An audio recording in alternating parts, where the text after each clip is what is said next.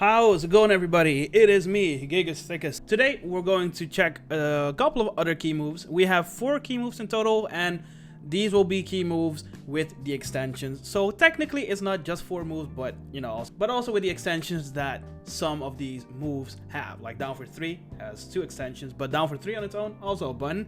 And down for 4 is also just a button, but it has an extension with a follow-up on the extension. You can go into Golem or not, but let's just dive into it and see what we have for today's key moves. All right, so the first move that I want to cover is one of the it is a pretty basic move, so it is not going to have a lot of tech, but it's definitely a move you should give a try because I don't really see it so often. And if I see the move, I see it that people press afterwards and get clipped for it, but this is one of those moves that you can use it in the open sometimes because the frame data on block and on hit is really good, but don't press afterwards. Okay, so the move we're talking about is down for 1. Down for 1 on its own, look at the range. It's ridiculous. It's really good. It's 14 frame, which is, in my opinion, for this range, exceptional. You would think that maybe because of the range, they will make it like a 15 framer and not a lot of frame advantage on hit. They actually gave him really good frames on this button. This button is so good on hit as well. It's +7. +7 allows for amazing frame traps afterwards, and if they respect it, this is kind of like the rule of thumb. If they respect a lot, so I'm going to put him on guard. So after hitting it, or maybe I can just like this. You can go for like a wall running 2, or maybe a forward 4. Back 2, back 1+2. Keep in mind, however, on tip range, some of the frame traps won't reach, okay? Because that also reach, but maybe like a down for 3, that's not gonna reach. But frame trapping with down for 3 is risky regardless. You have buttons like down for 2, okay, at like sweet spot range. You see how down for 2 still reaches? So if they press here, you can frame trap it down for 2. Which looks like this. Free knockdown, right? So you can play around with down for 2, but don't press afterwards at it's -6, no pushback on block. You see? But if you space it right, and that's kind of like Gigas' nature in general, because of his good range, it can be pretty rough for some enemies to punish, right? So at this range, 1-1 would whiff. Maybe not on Hayachi because his jab has good range, but against stubby characters like Miguel or other characters, you can get away with like down for 1 into a backdash into down 2. I'm going to show you a little bit what I mean with this. Alright, so I recorded Gigas doing a backdash, so he gets into like the sweet spot of a down for 1 and into a down 2, a backdash down 2, and you can see how even Hayachi's 1-1, or you're safe, or you get launched, and maybe you're like, okay, but down for 1 on Hayachi is pretty good too. It's the range is too much. Down for 1 would not reach Gigas at all at that specific range. If Gigas would do it at close, however, and this is where everything changes, you cannot do the same thing. You see, that just doesn't work. But at sweet spot, at the down for 1 sweet spot, you can easily backdash and see what they do. They whiff, you can punish back. I think even an electric will work here.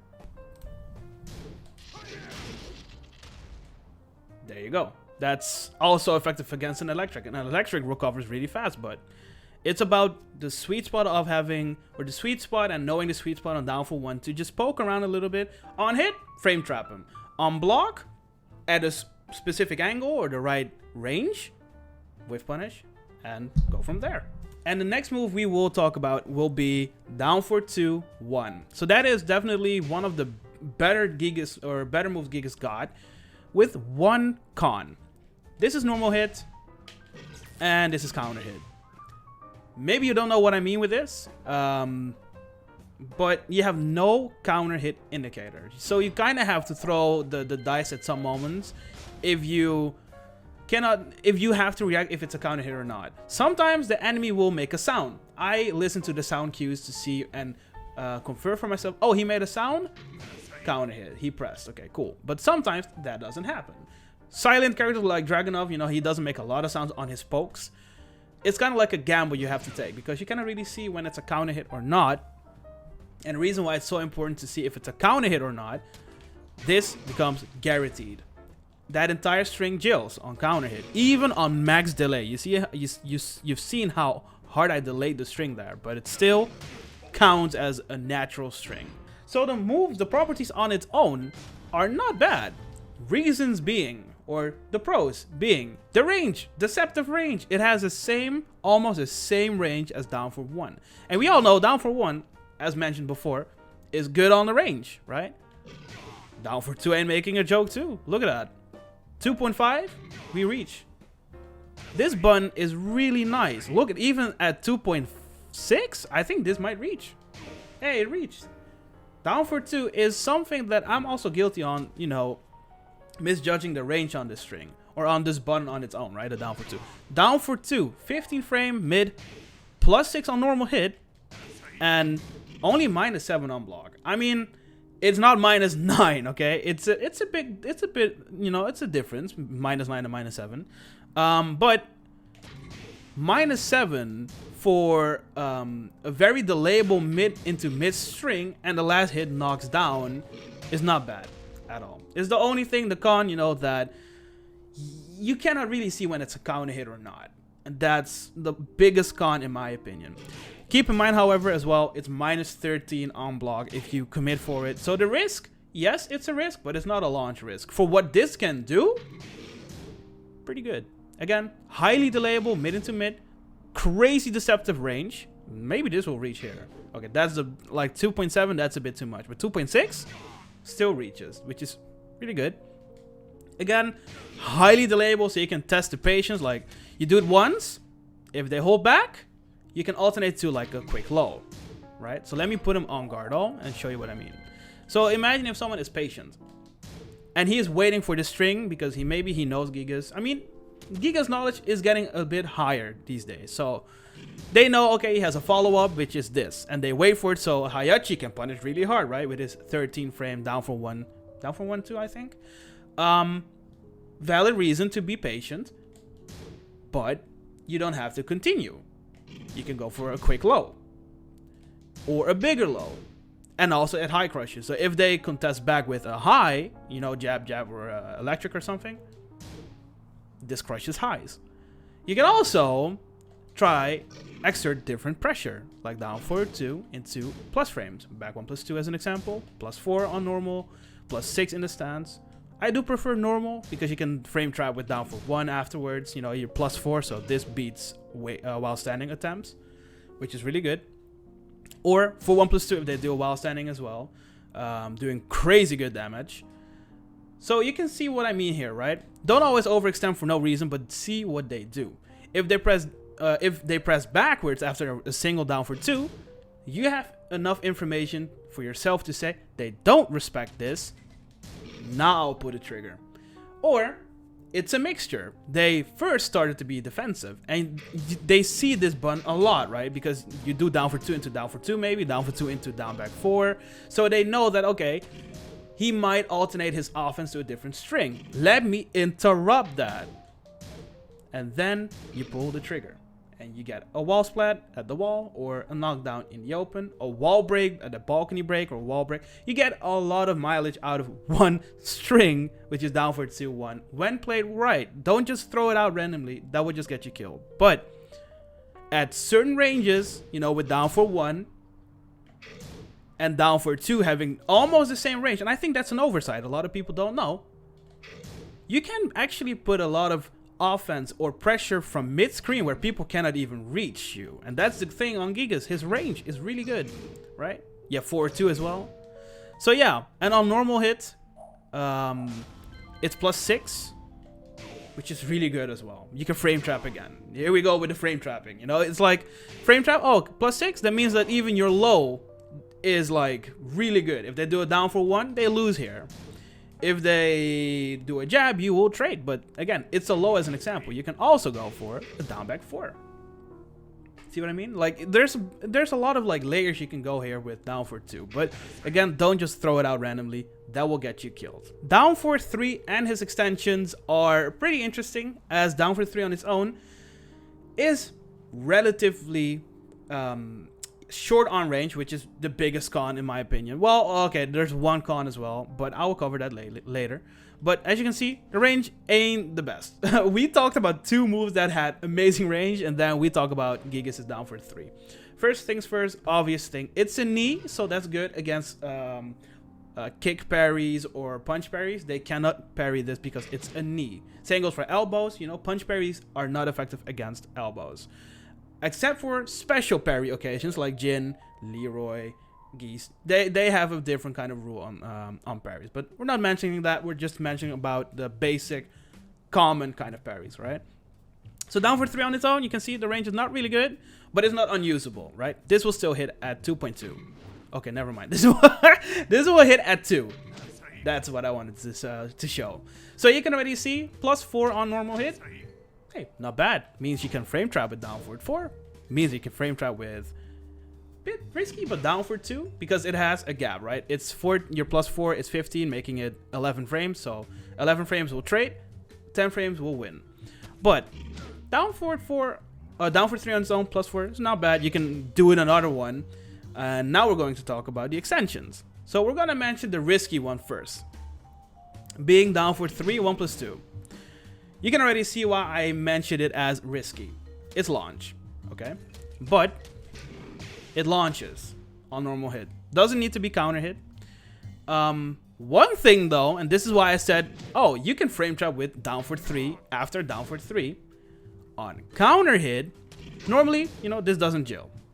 Counter hit, however, yeah, Gigas does have a 13 frame launcher. Risky, albeit risky, but he does have it.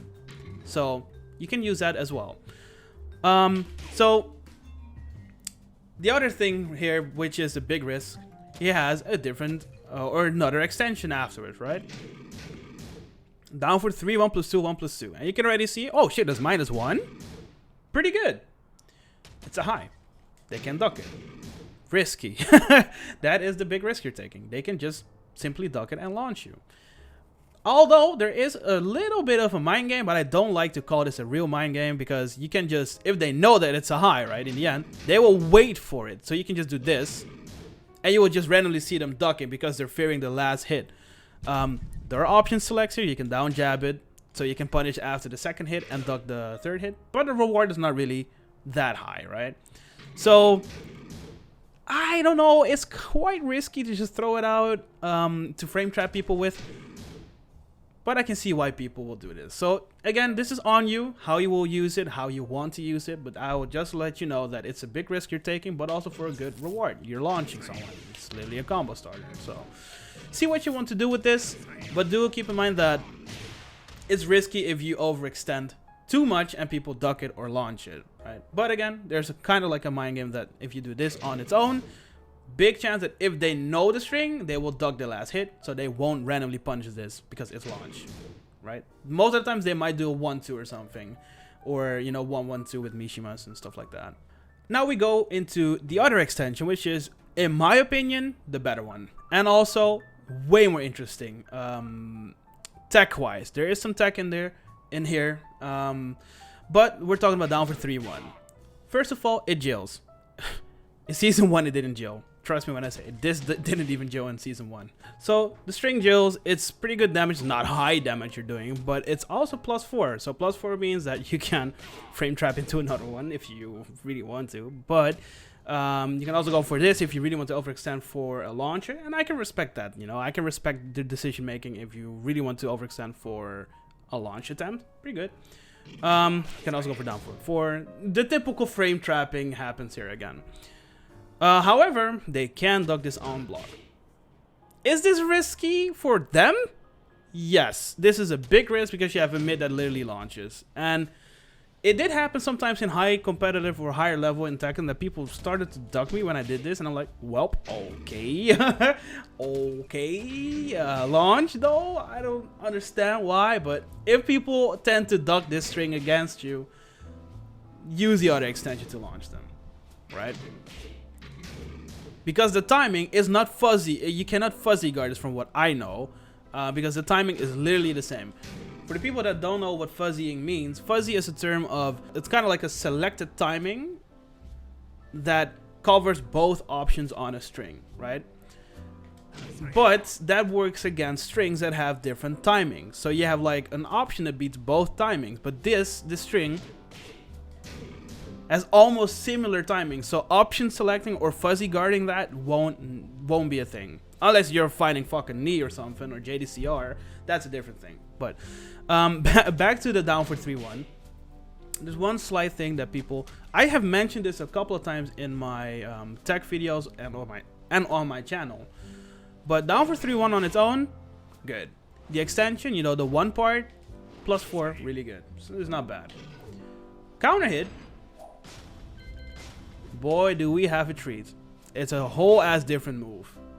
Look at this. First things first, you can see that Hayachi on hit has a pretty short animation, but a counter hit, it feels like he got hit by a brick. And I mean, that will literally feel like a brick. I mean, look at Gigas' fist. That's a whole ass brick. But look at the frame advantage. Look at the frame advantage. On counter hit, +10. Now normal hit, +4. +10 does mean a guaranteed 1-2. 49 damage. And hey, we're close to the walls. Let's see what the damage is at the wall.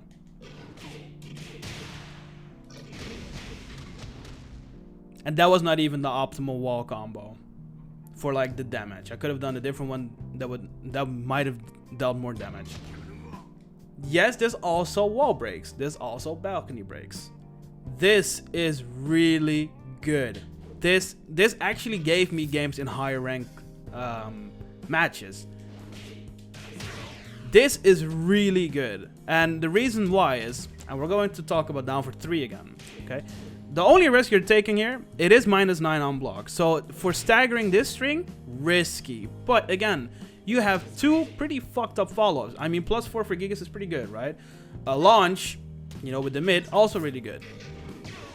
So the chance that people will swing after the first hit is pretty rare if you just do the string multiple times, right? So if you do this mode like back to back, people will just wait for the second hit, right? But what if you just do this? Look at Gigas. He looks like an idiot. Why am I respecting this, right? Enemy mindset, by the way. Why am I respecting this? Boom. You hit the second hit on counter hit. Oh, okay. If they don't respect this though, by the way, if they don't respect the knee on its own, just go to like a down for 1 already. So you counter hit them, or down for 3 1+2 for a launch, right? But if you see that they respect this knee, and that's the funny thing, they shouldn't because it's -9, but they have a kind of like a reason because it has a follow-up, right? If they respect the knee on its own, do it multiple times. Fuck it. Show them that you don't give a fuck about that and you just give a knee in the fucking crutch. No, just do it, right? And if you see that after, most of the times, I do it like twice. And I see what they do afterwards. They don't swing, I'm doing it again. And I'm holding back meanwhile, right? Like after the third one, I'm just holding back and see what they do. That's where you create the mind game. The next time I do the knee, the patients tend to run out because, oh, he's doing this shit again, right? So after the second time, down for 3-1, and they will press something. Counter hit, 1-2, 49 total damage. You see, that will hit them. But if I mash down for 3-1, counter hit. I was mashing 1 as a mimic, so I actually will do like the 1-1 jab, right? Counter hit, +10. 49 damage. And knockdown. So, see what you can do with the enemy's patience with down for 3-1, down for 3-1+2, and down for 3 on its own. Just give them the knee sometimes. And I know that, factually speaking, frame data-wise, it's not the smartest. But this is where you have to see on your own what they do. Do they respect it because they don't know? Okay, I can do it multiple times. Test your patience. Oh, you want to swing? Down for 1 counter hit. Launch. So that's kind of the terminology here. So see what you can do, read the opponent, and capitalize on what they do. And for the last move we're going to cover today, I think that this might be the most consistent, strong tool Gigas got, down forward 4. Why is down forward 4 so good? Okay, it's a mid, 14 frames with amazing range. The tracking on this move is really good. You cannot step this move. This is unsteppable. Only -3. And it has an extension. Albeit risky because it has a gap. An 11 frame gap. So people can magic 4 out of it. But still, it has a follow-up. So you can create pressure if they wait for the follow-up, which is 1+2. We will cover 1+2. But, you know, if they magic 4 as an example to interrupt, down back 2 to crush it. Or being big man and just while standing 2-3 it. Or while standing 3 it. Right? So you have options already. That's already some options on only one poke that is unsteppable, mid and +3 on normal hit. On counter hit, interesting property here, but it does give you +9. Which is also seeable on the animation. If you check the animation, like this is +3. Quick hit. Oh, he's grabbing his stomach, +9. So that's already, you can already see a difference in the frame data on the animation if you hit them on counter or not. So that's already good. +3 is also a pretty magical number for Gigas, as it allows him to set up his 4-1+2 trade tech. So if you don't know what it means, I highly recommend checking the previous key moves video, as it does cover 4-1+2 on its own. But let me explain it really fast. Every move Gigas got that gives him +3, so that's down back 3 as an example, forward 4 as an example, and down forward 4. If you go for a 4-1+2 and they do an 11 frame move, or if they do a 13 frame move like a down for 1, you know, you will beat them, right? So let me show you what I mean with this. Okay, I recorded Gigas having 2 options after down forward 4-1+2. Well, it's actually one option, but one allows you for something guaranteed, and the other one just flat out beats Hayachi. So the first option here is what happens if Hayachi does a down forward 1. That is a total of 76 damage, which is pretty good. Carries to the wall, and if close by the wall splats even, which is nothing to complain on, right? It's just nothing to complain about. It's just pretty good. It's really good even. Look at the damage. Second thing happens, what if they jab? Wait, was that down 2 guaranteed? Yes, that down 2 is guaranteed. So what happens here is, if 4-1+2 trades with a 10 frame move after being 10 frames as well, so if you hit something that is +3, the headbutt for 1+2 is 13 frames, meaning it's 10 frames, because +3, subtract the 3, 10. Jabs are how fast? 10, except for some jabs, but generic jabs are 10. This is a rare occasion that a jab trades with a 4-1+2, meaning that that entire grab animation Gigas does on counter gets cancelled, but allows for one cool thing, and I'll show you what that is. So here I just recorded the same sequence again, but now you can see the frame advantage. -15 for Hayachi, so +15 for Gigas. How fast is down 2? 15 frames. So it literally allows you for a free down 2, which is really good. Reason being is normally down 2 does just like 11 or 12 damage. Now it does 37 damage on regular hit as a launcher, because 4-1+2 into down 2, it doesn't scale in damage. It's just 100% damage. So already it does really good damage, and then you can continue to the wall, into the wall combo if there's a wall nearby, for a big explosive amount of damage. So keep that also in mind, that, you know, down forward 4, you know, being +3 into 4-1+2 is a pretty good button to do if it hits on just normal hit. Okay, so continuing on down forward 4, we're still not done. I'm sorry, it's taking way too long. I'm sorry, but there's just a lot of information to cover on, in my opinion, on some moves. So down forward 4-1+2 has this amazing buff, or well, way back, and it got a buff in season 3, I think, that on counter hit, everything jills.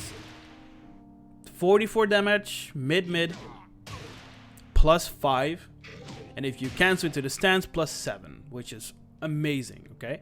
So first things first, like I already mentioned before, this string does have a gap in between. Okay, so careful. Down 4-4 into 1+2 does have an 11 frame gap, so they can magic 4 or 1-1 you.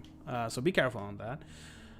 But the string on its own, however, if they don't do that, pretty good. It's a mid into mid, it forces crouch, and it's +1 on block. So that means that you can frame trap, kind of frame trap into like a jab, right? If they press, jab will beat them, except for a high crushing move that will lose. But you can also go for a standing grab if you buffer the command grab afterwards. Keep in mind, you can buffer inputs for your command grab mid animation.